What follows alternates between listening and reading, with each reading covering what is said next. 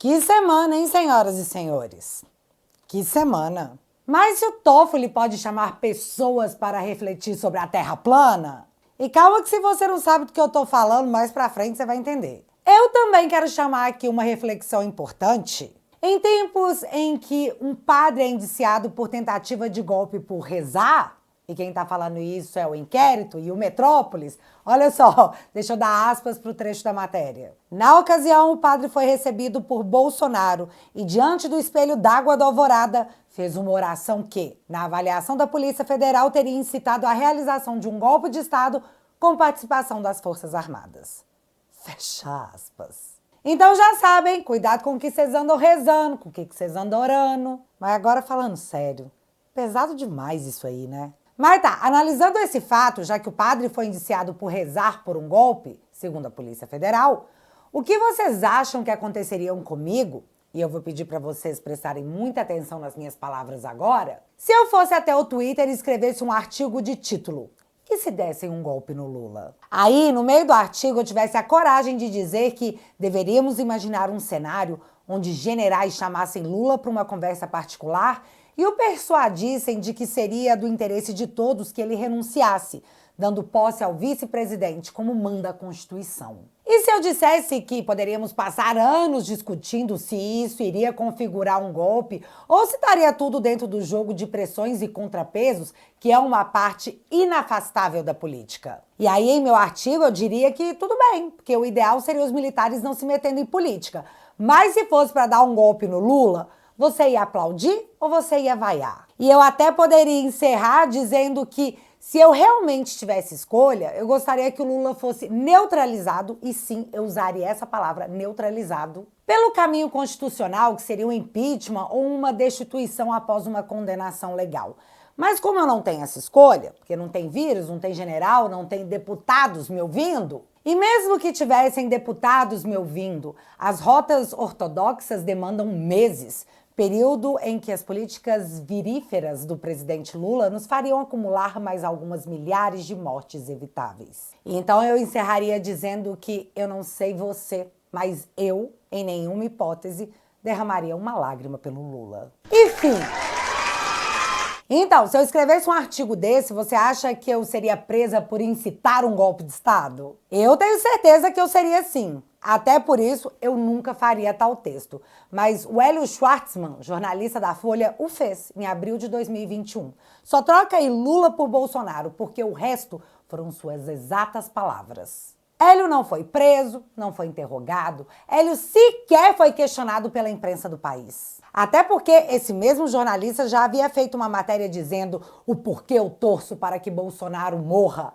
E nada aconteceu. Lembrando que Bolsonaro foi o único que de fato sofreu uma tentativa de arrasta para cima. Então o jornalista faz uma matéria num dos principais jornais do Brasil, dizendo que torcia para a morte do Bolsonaro e nem incitação ao crime ele levou. Nada de discurso de ódio. Porque não se trata de o que se faz, mas quem faz. Eu seria ingênua e levaria todos vocês que me assistem ao erro se eu dissesse que as leis são aplicadas para a direita da mesma forma que são para a esquerda, o que configuraria o Estado democrático de direito real. Mas eu acho que isso aqui é ponto pacífico entre todos que não brigam com a realidade. Pelo menos é assim que eu enxergo as coisas. Afinal, o Sérgio Cabral, condenado a mais de 400 anos por roubar o país inteiro, tá fazendo vídeo na internet mostrando sua aula de boxe em sua mansão, enquanto a Débora tá presa há mais de um ano porque escreveu com um batom numa estátua. O Felipe Martins não pode usar redes sociais. Na verdade, ele não pode sequer ir na Câmara, a Casa do Povo, para comentar tudo que envolve o seu nome. O cara tá sendo publicamente massacrado pela mídia, pela PF, pelo judiciário, pelos militantes do Lula. Só que ele não pode se defender. Cara, o que eles tanto querem impedir que o Felipe fale? Porque, sério, não fica parecendo que eles estão tentando impedir que o Felipe fale de forma pública de qualquer forma? Então, que se não for isso, fica muito parecendo. E no meio disso, lemos em todos os jornais sobre o golpe que nunca aconteceu. E tudo bem, o golpe pode não ter acontecido, mas eles tentaram, foram lá ver com os militares e pá. Só que, às vésperas de ser afastada em seu processo de impeachment, a Dilma também consultou o Exército para ver se eles embarcariam num decreto de estado de defesa. Para Dilma, Nunca deu nada. Ela sofreu impeachment e ainda saiu gritando que sofreu golpe. Golpe, eu. A mídia, o judiciário, ninguém nunca a chamou de golpista por tentar um decreto de estado de defesa e ter consultado o exército para fazê-lo para não ser afastada de seu cargo. Ela nunca sequer foi convidada a depor sobre o assunto. Mas aí agora a PF quer que a gente acredite que o Bolsonaro começou a tramar o golpe em 2019, o ano em que ele tomou posse. E essa é uma história que seria mega conveniente em se fazer colar, já que o inquérito das fake news também foi aberto em 2019 e foi atrás apenas de apoiadores do presidente Bolsonaro. Se essa história pega de tentativa de golpe desde 2019, tá aí uma boa desculpa para se ter aberto tal inquérito de ofício. Vão dizer que desde lá estavam salvando a democracia e que medidas excepcionais tiveram que ser tomadas para impedir que o golpe acontecesse. Só que tem quase 2 anos que o Bolsonaro saiu da presidência e os inquéritos continuaram, porque me parece que não basta tirar o Bolsonaro do poder e o tornar inelegível para que ele nunca mais volte. É preciso acabar com o bolsonarismo para que essas pessoas tenham medo de apoiá-lo. A impressão que dá é que eles querem matar a ideia. Mas claro, isso é só minha opinião. E esse inquérito do golpe Tabajara, que indiciou 37 pessoas, tem mais de 800 páginas. E é claro que eu tô lendo e separando tudo. E eu juro pra vocês que vocês vão gostar do vídeo especial sobre o assunto, porque conteúdo é o que não falta. Só que no vídeo de hoje, eu vou focar nesse outro ponto aqui da questão. Não basta tirar o Bolsonaro. Precisamos acabar com o bolsonarismo. O problema é que o Lula não tá ajudando. Então, em breve, deve ter uma nova rodada de busca e apreensão, de prisão preventiva. Assim, a mídia não tem que falar de como o Lula tá quebrando o Brasil e o Tachad e a Step sendo coniventes e batendo palminhas. Gravando aqui, ó, meu nome na história. E tá, eu sei que falando assim, esse negócio, cortina de fumaça, parece coisa conspiracionista, né? Mas, menino, nem é. Matéria da Vera Magalhães. Como o governo conseguiu a proeza de tirar o Bolsonaro do foco? Tipo, tava tudo certo, todo mundo deixando a quebradeira do Brasil, escândalo de corrupção, escândalo sobre venda de sentenças no STJ de lado, tava só focando o Bolsonaro. Aí, seu Tachad, como é que você me dá uma dessa? E como eu disse, Gilmar prevê mais indiciamentos em trama golpista e instiga Congresso a barrar militares na política. Ponto 1. Viu? Daqui a pouco eles trazem o golpe Tabajara de volta ao noticiário para abafar o dólar a R$6. Ponto 2. Um ministro da Suprema Corte instiga o Congresso? E tudo bem? Sim, tudo bem. Afinal, estamos assistindo o Supremo mais uma vez legislar. E como ninguém fez nada da primeira vez, na segunda vez, na terceira, não era agora que o Senado faria alguma coisa, não é mesmo? Uma discussão importante, o tribunal aguardou por um período bastante razoável a sobrevinda de legislação por parte do Poder Legislativo e não ocorrendo. Chegou a hora de decidirmos essa matéria. Já que o Congresso não fez, nós vamos fazer por quê? Por quê? Porque o Alexandre disse que a regulação das redes é necessária para a volta à normalidade. Ou seja, pelo que eu entendi, enquanto não regular a internet, as coisas vão continuar do jeito que estão. E se você achou ruim, manda o Congresso regular. O Congresso que tem competência para isso não vai regular, não? Então deixa que a gente faça. Aí depois, só depois, normalidade. E o legal é que ele cita que a regulação das redes trará o fim da impunidade. E é difícil falar isso, sendo que agora há pouco a gente viu o Sérgio Cabral malhando na sua mansão, né? E publicando tudo nas redes sociais. Mas tá, falando da regulação da internet, porque, meu Deus, quanto ódio. E beijo pro jornalista que torceu pro Bolsonaro e de arrasta pra cima. A atual fase do Lula no Brasil é a seguinte. Vai se criar um clima terrível. O Brasil tá há semanas dizendo: Lula, você é o irresponsável com gasto público, isso tá elevando a dívida pública e pressionando os juros. Corta essa bagaça, senão não vai ter lucro de banco que vai te salvar, porque o povo é idiota. Mas só até certo ponto. Então, corte o gasto, Dilma. Apenas corte. Aí o Tachad me aparece na TV por 7 minutos com ares presidenciais para dizer que Eu sei que a gente precisa cortar gastos, mas a gente vai elevar os gastos. Vai todo mundo ficar feliz com a isenção de imposto de renda e nem vai notar que o dólar vai explodir, que os juros vão subir bastante, que o mundo vai ver o Brasil com desconfiança, enquanto a gente corta benefício de pobre com BPC e INSS, mexe no aumento do salário mínimo e de aposentadorias. Mas, obrigado, gente! Vocês são os melhores. O problema é que o mercado já estava desconfiado que o Lula ia fazer isso e o dólar já havia subido na quarta-feira o dia todo. Mas eles estavam querendo dar o benefício da dúvida porque o Lula não podia ser tão burro. Mas sim, ele podia. Após o anúncio do taxade, o dólar explode para mais de R$6, um valor que não foi visto nem na pandemia. E o detalhe é que é esse governo que disse que ia fazer melhor na pandemia. Cara, eu não quero nem pensar no que podia ter acontecido. Obrigada, Bolsonaro. Obrigado, Paulo Guedes. Mas, enfim, nesse momento, o mercado já sinaliza que até o mês que vem, os juros devem subir em pelo menos mais 1%. A inflação não vai gritar, ela vai ficar igual aquele filme de terror que tem um espírito pesado no ombro do cara, no melhor estilo. Eu sei que eu sou aterrorizante, mas eu vou ficar aqui pra sempre. Galera, estimativa de inflação na casa dos 2 dígitos. Para vocês terem uma ideia do tamanho do estrago, ontem o governo abriu o leilão dos papéis da nossa dívida e pela primeira vez no desgoverno, ninguém, zero, nenhuma pessoinha nesse mundo quis comprar. O cara da CNN disse que o que rolou foi tipo o seguinte: foi como se o Taxade tivesse convidado as pessoas para anunciar uma dieta e tivesse servido coxinha. E o mais engraçado é que, depois do caos, o Lula teria dito em áudio que não quer os ministros apresentando novas ideias. No melhor estilo, cala a boca.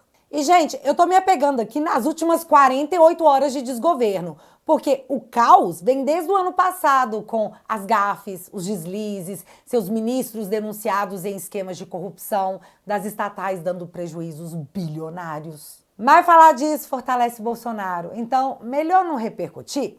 Vamos falar de um golpe que nunca aconteceu e dizer que é o crime mais criminoso do mundo? E o pior é que tudo isso foi para anunciar a isenção do imposto de renda para quem ganha até R$5.000. Mas a gente nem sabe se isso vai acontecer, porque primeiro, se tudo der certo, só vai valer em 2026.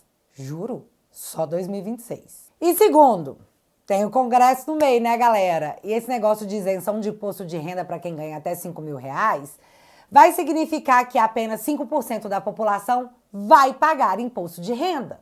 Quem tem dinheiro não vai pagar para ver. Quem tem dinheiro vai se mandar. Aliás, tá cheio de artista que mandou o povo tupiniquense fazer o L e viver de amor, mas se mudou para os Estados Unidos para viver com o ódio capitalista do Trump. O Brasil está se tornando um país de pessoas pobres que ficarão mais pobres ainda.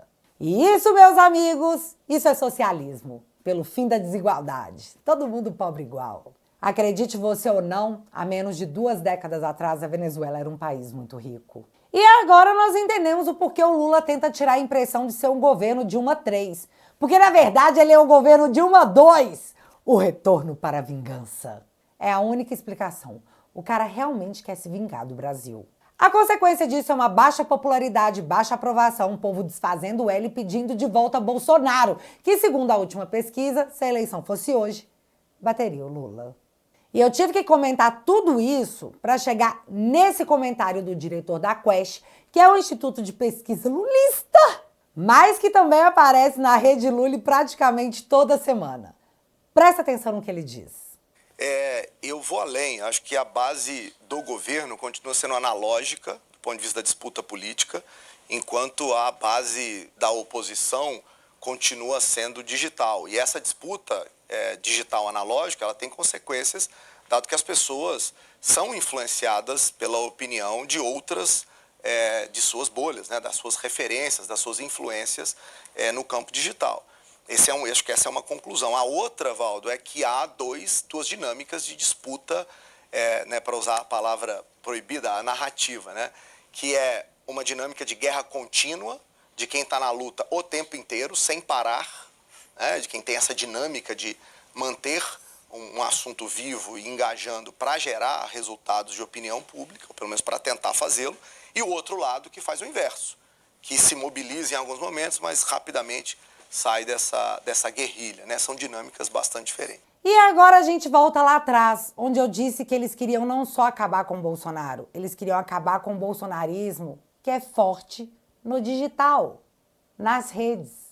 E foi assim, com esse mega contexto necessário, que chegamos à sessão da Suprema Corte que se reuniu para votar a constitucionalidade do artigo 19 do Marco Civil da Internet. Então, você sabe quando você ouve alguém dizer que internet não é terra sem lei? Pois é, não é mesmo, porque ela tem um Marco Civil, que é o nome da lei. Só que eu acho que essa lei não agrada para o propósito que se espera. Então vamos mudá-la. Não via Congresso, porque o representante eleito pelo povo entendeu que a sociedade não quer isso, o que por si só já é legislar. Mas para poderes supremos, isso é só um detalhe, isso nem é um problema. Os dois casos usados para embasar a discussão são um perfil falso criado e não removido e um caso de uma página no Orkut. Gente, Orkut.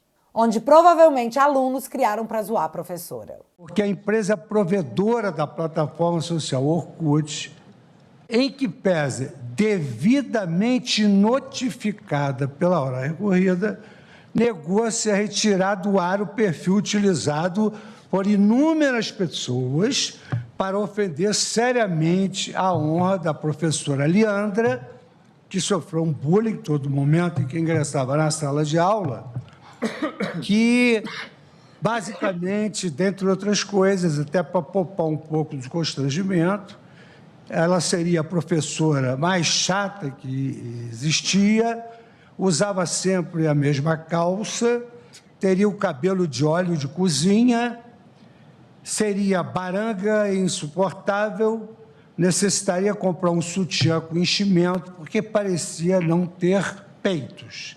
Essa era a publicação. Eu já aviso, quem irrita isso aí, meu filho, vai direto de tobogã.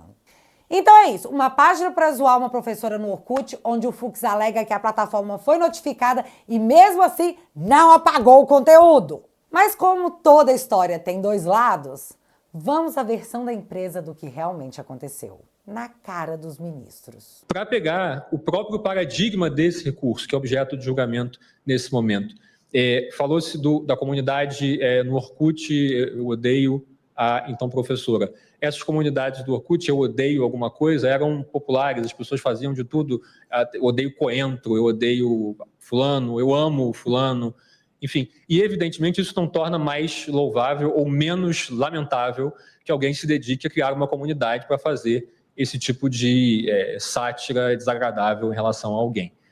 E, apesar disso, inicialmente foi pedido a liminar para a remoção desse conteúdo. E a liminar foi negada. O juizado especial não deu a liminar, entendendo que inicialmente cabia preservar o conteúdo e depois reapreciaria, se fosse o caso, na sentença. Foi reapreciado em sentença. E em sentença foi ordenada a remoção, que foi prontamente cumprida. Mas, ao mesmo tempo, condenou-se o provedor a uma indenização de R$10 mil. Ou seja, o provedor foi condenado por não ter removido um conteúdo que o próprio Poder Judiciário, no seu primeiro exame, ordenou que não fosse removido.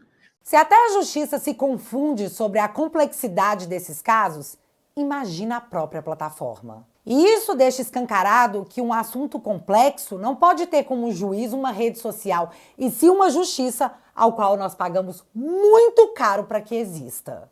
E caso não tenha ficado claro até aqui, o artigo 19 diz que as plataformas só serão responsabilizadas pelo conteúdo se não excluírem após ordem judicial.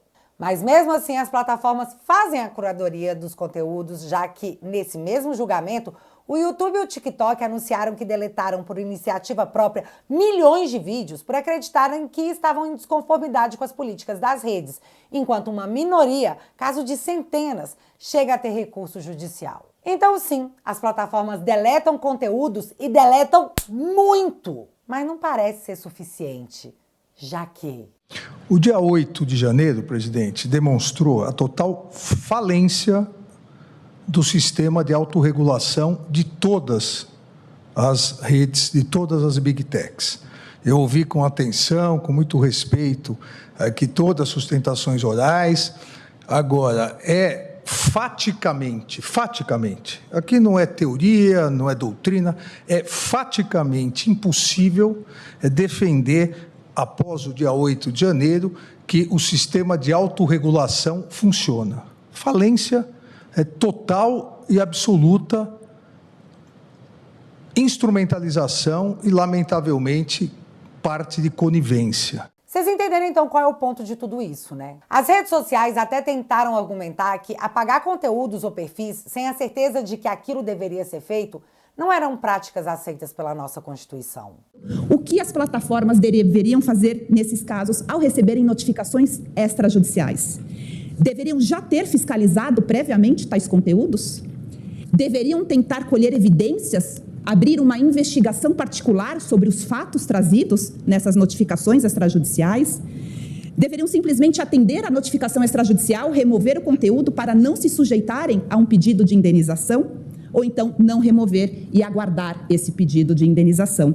E notem aqui, excelências, que há um risco de hiperjudicialização em duas frentes. O primeiro, um aumento significativo do número de pedidos judiciais para reativação de conteúdos e um aumento significativo dos pedidos de indenização pelo simples não atendimento a uma notificação extrajudicial. Há também o risco de litigância predatória, que é um ponto de atenção de todo o Poder Judiciário. Por tais razões, respeitosamente, pedimos a vossas excelências o provimento do recurso extraordinário e a fixação da seguinte tese para o tema 533.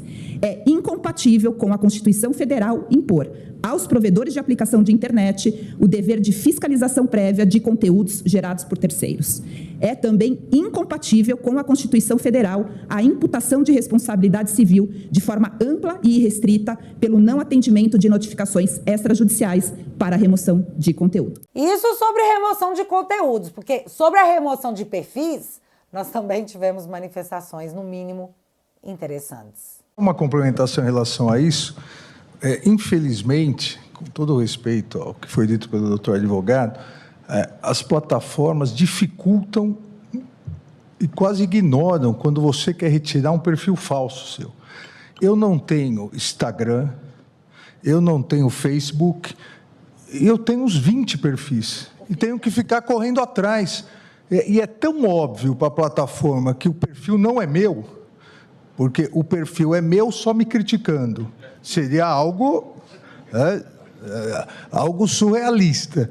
A plataforma, todas, Facebook, Instagram, eu não vou falar da outra, o Facebook e o Instagram, simplesmente ignoram. É só olhar, dá para ver que não é um perfil. Aqui uma ponderação interessante. A plataforma que o ministro Alexandre não quis dizer o nome é o Twitter, do Elon Musk. O que nessa manifestação do ministro mostra que não tem nada de pessoal ali, hein? Se você ficou com essa sensação, é só impressão sua. Coffee, coffee. Mas sério, isso é muito doido, porque a única plataforma que o ministro não quis citar é a única plataforma que ele realmente tem perfil. E no meio dessa discussão sobre remoção de conteúdo e de perfis na internet sem a necessidade de decisão judicial, eu e minha memória, que só me mete em confusão, nos lembramos desse diálogo entre o juiz auxiliar do ministro Alexandre e o carinha lá do TSE. Talvez seja mais interessante colocar, Eduardo, alterando, pelo seguinte: quem mandou isso aí exatamente agora foi o ministro. E mandou dizendo, vocês querem que eu que faça o laudo, não sei o que, sabe? Ele tá, assim, muito... Ele cismou com isso aí. E como ele tá, esses dias, sem sessão, sem isso, sem aquilo, ele tá com tempo para ficar, entendeu? Procurando, né?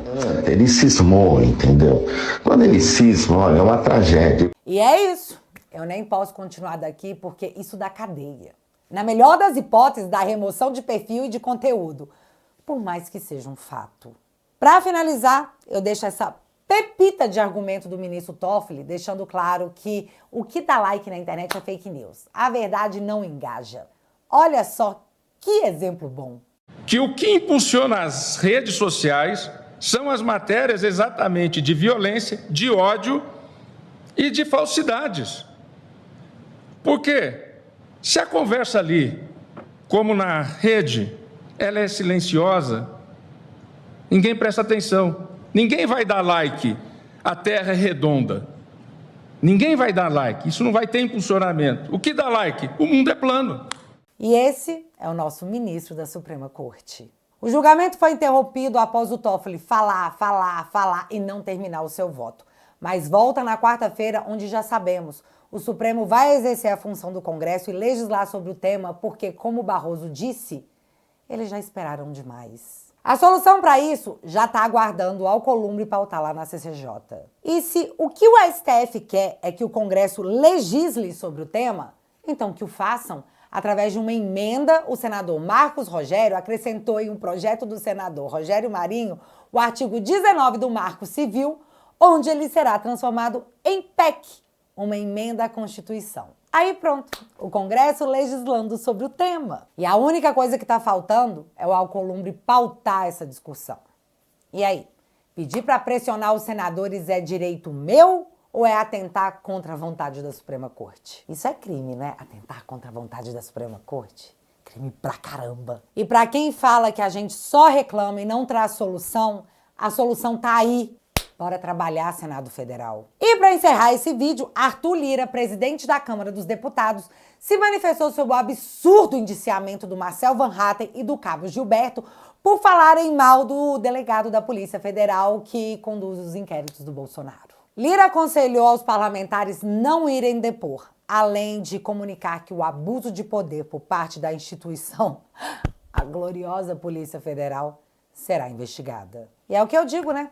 Antes tarde do que muito tarde. E galera, tem muitas cenas dos próximos capítulos, mas como esse vídeo já ficou imenso, eu vou trazer no próximo vídeo. Porque como já dizia um sábio imperador de terras tupiniquenses, de tédio, no Brasil, ninguém morre. E aproveitando sua paciência de ficar até aqui, galera, eu fiquei chocada com as últimas coisas que rolaram nessa última temporada da saga pra salvar a democracia.